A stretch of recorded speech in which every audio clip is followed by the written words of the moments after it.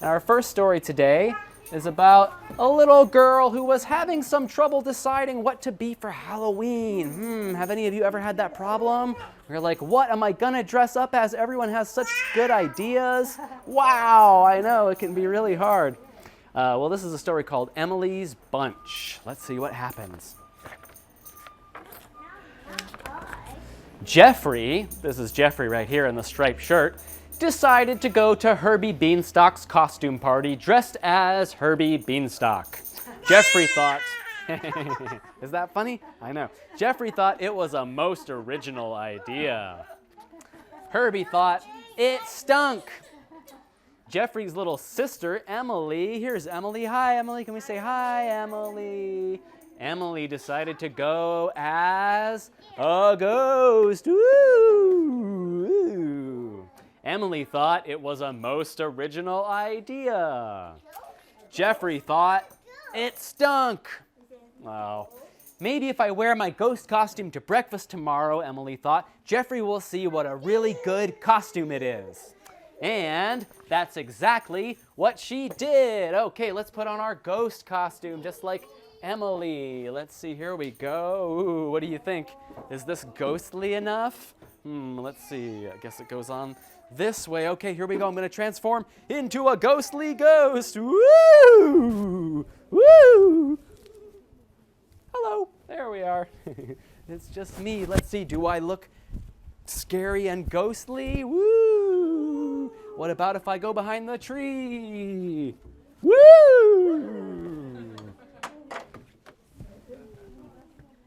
Woo! Oh, it's okay. It's just me. It's just me. Okay, well, wait till you see what happens. So, that's exactly what she did. Emily, there's Emily. I bet you didn't recognize her, huh? Emily stood next to Jeffrey in her ghost costume the next morning. Wait till he sees me, Emily thought. Nothing happened. Emily flapped her arms and said, boo! Jeffrey just kept eating his cereal. She said, boo! Again. Jeffrey just got up and put his empty bowl in the sink. You're supposed to be scared, Emily said. Who would be scared of a little kid walking around in a pillowcase? Asked Jeffrey. I would, Emily said. Besides, said Jeffrey, I happen to know that Amy Bailey is going as a ghost, and so is Neil Sanderson. Well, then I'll be a witch, said Emily. Well, I just happen to know that little Jerry Munzer is going to be a witch, said Jeffrey. Well, then I'll be a monster, said Emily. Well, I happen to know that Patricia Griffin and Jonathan Levy are going as monsters, said Jeffrey. Well, then what else can I be, said Emily. What else? Nothing, said Jeffrey. Oh. Emily thought for a minute. Then I'll be a bunch of grapes. Nobody else is going to be a bunch of grapes. How are you going to be a bunch of grapes? Jeffrey asked. You'll see, Emily said. Okay, we can take off our ghost costume now. She said, okay, bunch of grapes. No more ghost for me. Okay, bye-bye ghost outfit. But how am I going to be a bunch of grapes? This is such a tough question. Each day after school, Emily sat on her bed and wondered how she was going to be a bunch of grapes. She just couldn't figure out anything. Oh, fiddlesticks, she thought. I bet Jeffrey already has his Herbie Beanstalk costume together. Well, on Friday night before the party, Jeffrey peeked into Emily's room, and what did he see? Do you all want to see what he saw? He saw Emily in her new costume. She was going to be a bunch of grapes. All right, and she looked like this. Oh, hello. Wow, fancy meeting you all here. Do I look like a bunch of grapes? What do you think?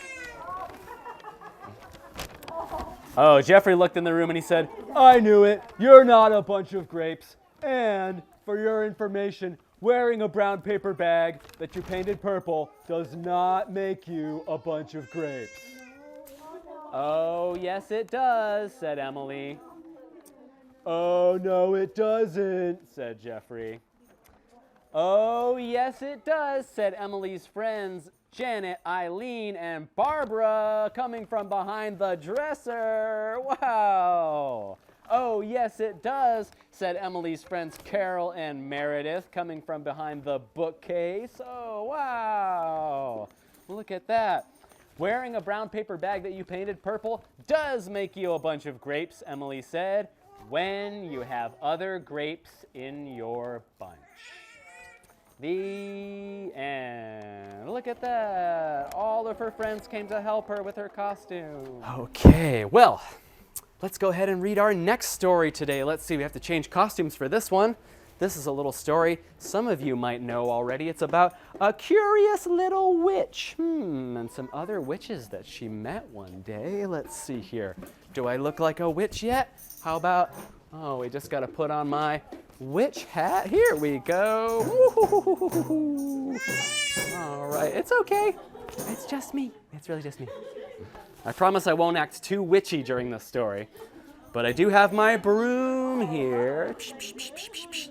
All right, some brooms are for sweeping. This one's just for flying, though. All right, and of course, this story takes place on a moonlit night. I said a moonlit night. Oh, there we go. Perfect. Okay. The Curious Little Witch. So, this story is about a little witch who visits a big house, and you can see here there are a lot of different rooms in this house, and each different room has a different witch living in it, and they each are good at something else, and we're going to meet all four of them right now. Okay, ready? Here we go. It was a bright, moonlit night, and the whole world was sleeping. But in one house, the lights were still shining. Lizzie and her cat were flying along on their broomstick when they spotted it. They said, "Look, there's a house with the lights on down there. Let's go check it out." Oh, being a curious little witch, Lizzie flew down to the house and peered through the open window. Oh, let's see. And what did she see? Can you all tell me what you see? Well, I'll tell you one thing she saw. She saw mice. Oh, meow! Her cat leaped off the broomstick, knocking Lizzie right through the open window. Oh, kaboom! Oh, no! The little witch landed with a clatter. And worse still, oh, her broomstick broke.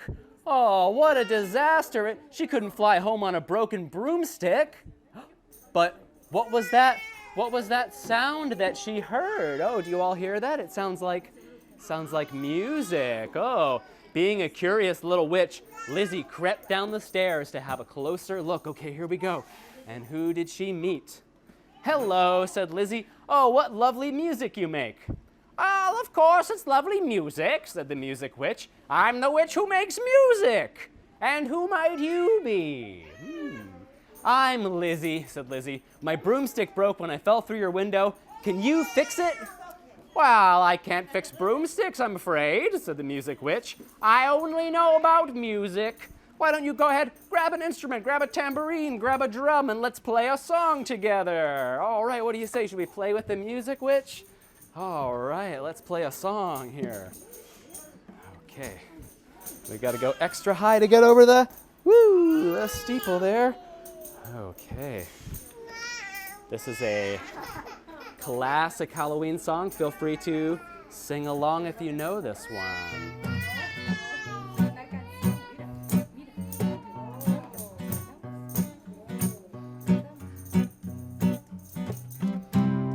Halloween ghost outside my window.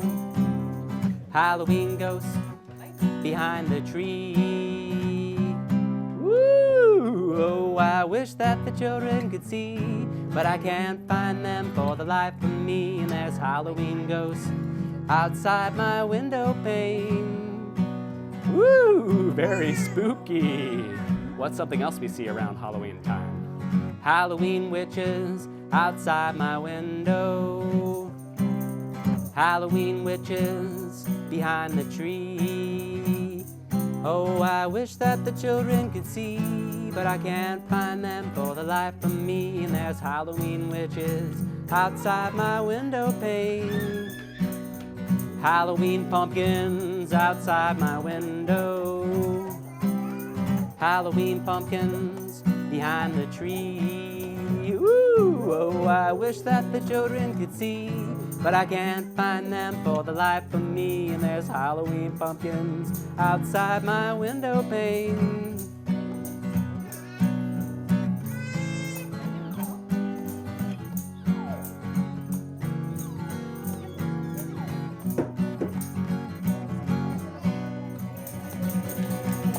All right, give it up for the Music Witch. That's right. Lizzie really enjoyed the music too. Wow. Well, the Music Witch's music was sublime, according to the book. But what was that smell? Ooh, do you all smell that? Being a curious little witch, Lizzie decided to follow her nose. Okay, let's follow our nose. Oh, and down on the next floor, who did she see? Oh, hello, said Lizzie. Something down here smells delicious. Well, of course it smells delicious, said the Kitchen Witch. The Kitchen Witch was wearing a tall, pointy witch's hat like this one, but what else? She had something on top of it. Let's see. Oh, there we go. Yes, she was the Kitchen Witch after all. Of course it smells delicious, said the Kitchen Witch. I'm the witch who knows how to cook. And who might you be? I'm Lizzie, said Lizzie. My broomstick broke when I fell through your window, and I was just wondering, can you fix it? Oh, I can't fix broomsticks, I'm afraid, said the Kitchen Witch. I only know about cooking. Are you hungry by any chance? Have you had anything to eat? Well, the Kitchen Witch was a wonderful cook, but Lizzie thought she'd better keep looking for someone who could help her fix her broken broomstick. So she went downstairs to the bottom floor. Okay, let's take a little walk downstairs and see who we meet down here. Oh, there was another witch in the next room. She was wearing a kind of different kind of robe. It looked like this. Let's see, has anyone seen a robe like this before? Oh, this is a very special kind of robe for a special activity that some of you might know of. Let's see. Okay, we're going down into the room. Oh, hello. What a cozy bed you have, said Lizzie. Oh, of course I have a cozy bed, said the bedroom witch. I'm the witch who can magic you to sleep. And who might you be? I'm Lizzie, said Lizzie. My broomstick broke when I fell through your window, and I was wondering, can you fix it? I can't fix broomsticks, I'm afraid, said the bedroom witch. But I can put you to sleep if you like. Oh, we don't have time for sleep, said Lizzie, and she crept down the stairs on tiptoe. Okay, here we go, tippy-toe, tippy-toe. Ooh. One tippy-toe. Okay, she went down the stairs. Who did she see all the way down at the bottom? Let's see. Lizzie found herself in the basement. Hello, she said. Who are you? Oh, I'm the witch who likes to tinker with things, said the tinkering witch. And who might you be? I'm Lizzie, said Lizzie. My broomstick broke when I fell through your window, and I was wondering, can you fix it? Well, what do you think the tinkering witch said? She said, of course I can. Oh, I can fix anything. Let's see what we have here. Okay, she got the broom all set up in her little work area like this. She said, okay, let's see what seems to be the problem here. The tinkering witch put on her safety glasses, right? We always have to wear our safety goggles when we're attempting to fix a broken broomstick. And she got out magic wand number 1 and magic wand number 2. And she got to work. Okay, me, me, me, me, me, me, me, me, me, me, me, me, me, me, me, me, me, me. And in no time at all, the tinkering witch had fixed up a brand new jet rocket-powered broomstick for Lizzie. Here we go. Just get our jet engines all set on there. Okay, now we're ready to take off into the sky. All right, voila. Wow. In the blink of an eye, the Tinkering Witch conjured up a brand new broomstick for Lizzie, a special rocket-powered broomstick. Lizzie gasped. Wow, now that really is magic. With a roar, Lizzie dashed out into the night on her brand new rocket-powered broomstick. Okay, here we go. Getting ready to take off now. Oh, and what did she see? Oh, what do we see now? It was another house with the light still shining. Well, let's go check it out. The end. Yay.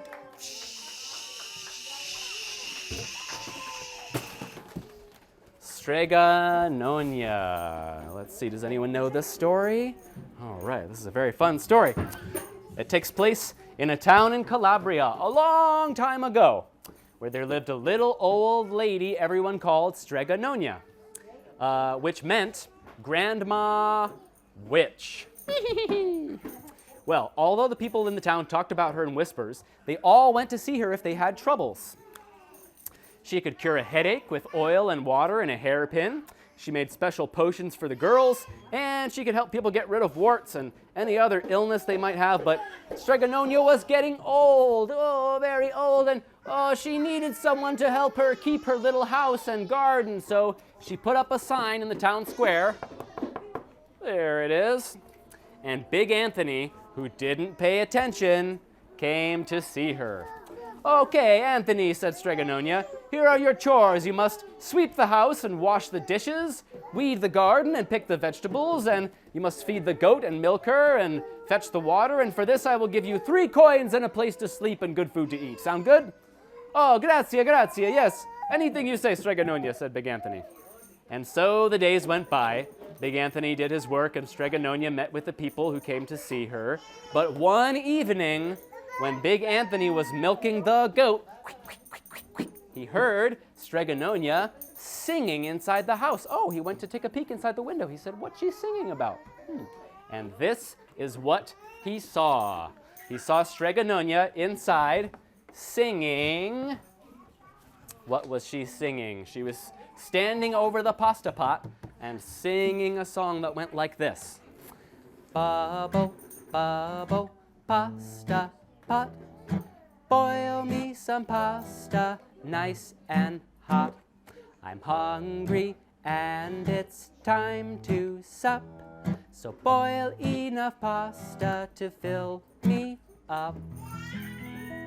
And with that, the pot began to bubble and boil until all of a sudden, oh, it was full of steaming, delicious hot pasta. All right, awesome. Let's see, I have a little bowl for my pasta here. Ooh, delicious.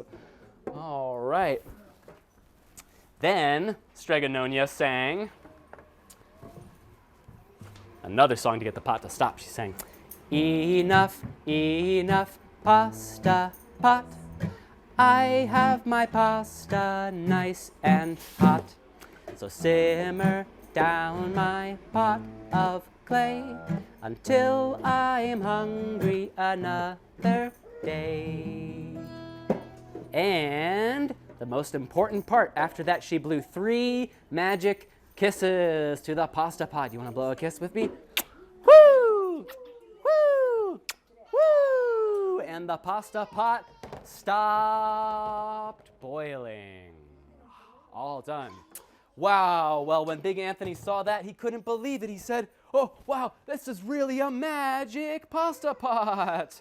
Wow. The next day, Big Anthony went to the town square and he told everyone about the pasta pot. He said, you wouldn't believe what I saw last night. It was so wild. Well, naturally, everyone laughed at him because it sounded so silly. They said, oh, you're funny. You're a funny guy. Imagine that, a pot that cooks by itself. Well, Big Anthony didn't like that. He was angry, And he said to himself, I'll show them someday. I will get the pasta pot, and I'll make it cook, and then they'll be sorry. Well, 2 days later, Stregononia said to Big Anthony, Anthony, I must go over the mountain to the next town to see my friend Strega Amelia, so please do your chores and feed the goat, and just remember, whatever you do, don't touch the pasta pot. Oh, sure, okay, no problem, Big Anthony said. But inside he was thinking, my chance has come. Well, as soon as Stregononia was out of sight, Big Anthony went inside, pulled the pasta pot off the shelf, and put it on the floor. Just like this. Here we go. Then he said, let's see if I can remember the magic words. Let's see. Oh yeah, I think it goes something like this.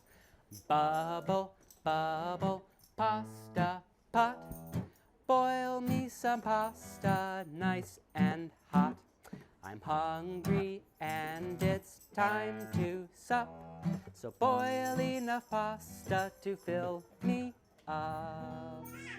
And the pot began to bubble and boil. Wow, amazing. Ah, said Big Anthony.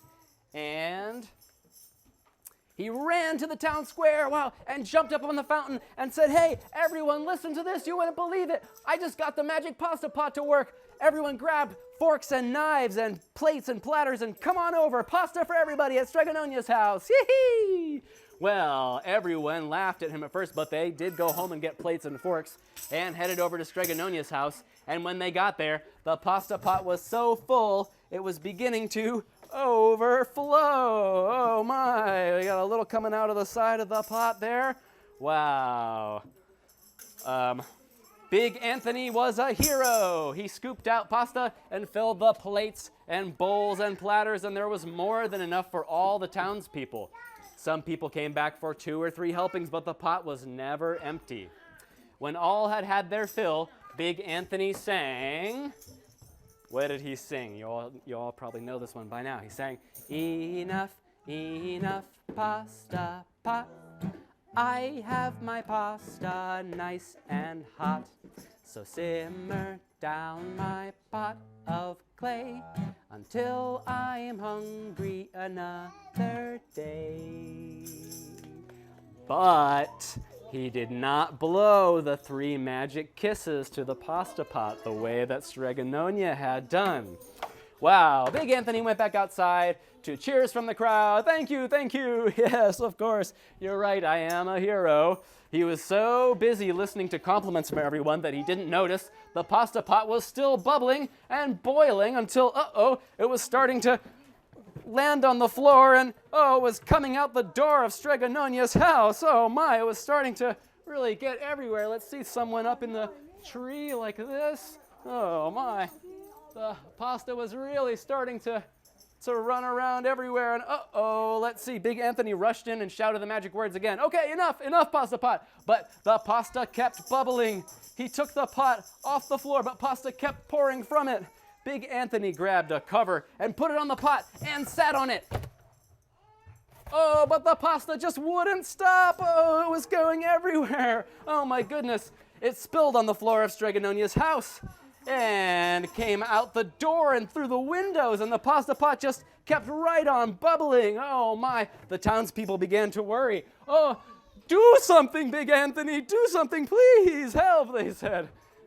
The pasta just kept coming. It was going down the road, and all the people were running to keep ahead of it. Oh my. Wow, we must protect our town from the pasta, shouted everyone. But nothing would work. The pasta kept bubbling, and the pasta kept coming. Oh my, oh no, until there was pasta really everywhere. Oh my goodness. Oh no, the pasta will cover our town, the people cried. And it certainly would have had Stregononia not come down the road home from her visit. One look, and she knew exactly what had happened. She sang the magic song and blew the 3 kisses. Do you want to blow 3 kisses with me? Woo! Woo! Woo! And the pasta came to a halt. Oh, gracia. Yummy. Gracia. Thank you, Stregononia, the people cried. Oh, but then they turned on poor big Anthony. They said, hey, this is all your fault. Get him. Now, wait, said Stregononia. The punishment must fit the crime. And she took a fork from a lady standing nearby and held it out to Big Anthony. All right, Anthony, you wanted pasta from my magic pasta pot, Stregononia said, and I want to sleep in my little bed tonight. So start eating. And, oh, he did. Poor big Anthony. The end. All right. Bye-bye, Stregononia. If you're happy and you know it, clap your hands. If you're happy and you know it, clap your hands. If you're happy and you know it and you really want to show it. If you're happy and you know it, clap your hands. If you're happy and you know it, howl at the moon. Ow, ow! If you're happy and you know it, howl at the moon. Ow, ow! If you're happy and you know it, and you really want to show it. If you're happy and you know it, howl at the moon. Ow! If you're happy and you know it, give your friend a hug. If you're happy and you know it, give your friend a hug. If you're happy and you know it and you really want to show it. If you're happy and you know it, give your friend a big hug. If you're happy and you know it, pop some bubbles. If you're happy and you know it, pop some bubbles, yeah. If you're happy and you know it and you really want to show it. If you're happy and you know it, pop some bubbles, yay.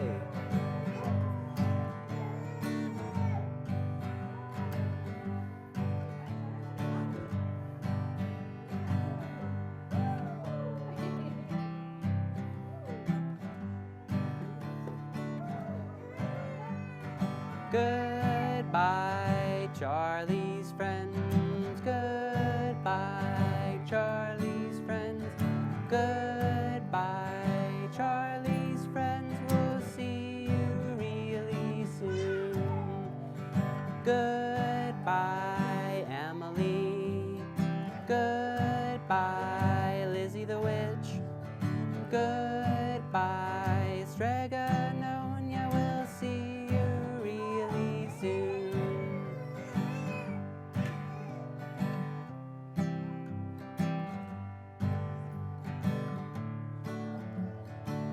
Thanks so much for joining us today, everybody.